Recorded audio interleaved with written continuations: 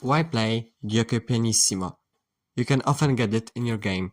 In Italian, after knight f6 and bishop c5 or d6, you can play Giuoco Pianissimo against all of that. It is easy to understand, it has simple plans, basic piece maneuvers, it is easy to pick up, and beginner friendly. It is also extremely solid. Black can't put pressure on white. You don't need to know crazy amount of fury to play it, and also it helps you to improve on your positional aspects on the game, in which many beginners struggle. So let's dive to the short fury section of Giuoco Pianissimo. It begins after e4, e5, knight f3, knight c6, bishop c4, and it can occur after bishop c5, c3, this is the Italian, knight f6 and d3. The other variation is d4, but we are going to cover that in another episode. Here d3, and after knight f6, d3, bishop c5 and c3, so that's how you can get Giuoco Pianissimo both after 3 knight f6 and 3 bishop c5. Okay, so d6. Here you can see that white is very solid and have a clear plan. We are going to develop our pieces. If black will play short castle, we are going to short castle also. d6, and we are going to develop our rook towards the center. Our plan will be to strike in the center with d4. That's why we want to this e4 pawn protected. But we are going to strike in the future, not now.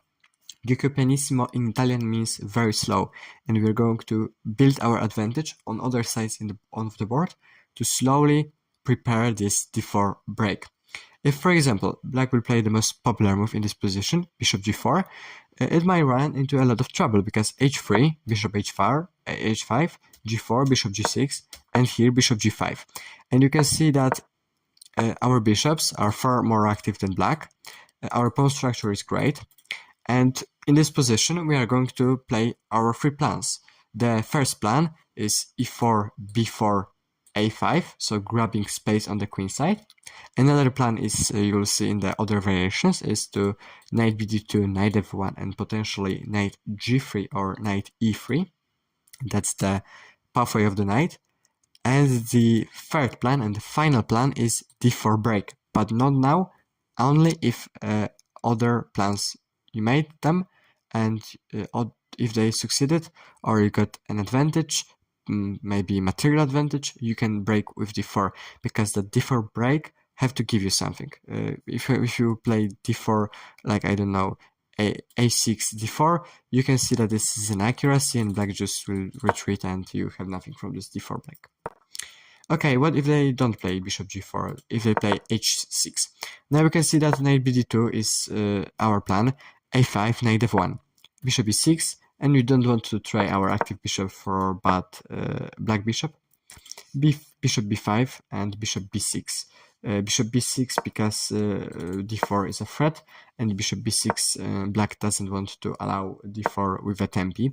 And now we are going to end our development with knight g3. And you can see that we are slowly realizing our plan.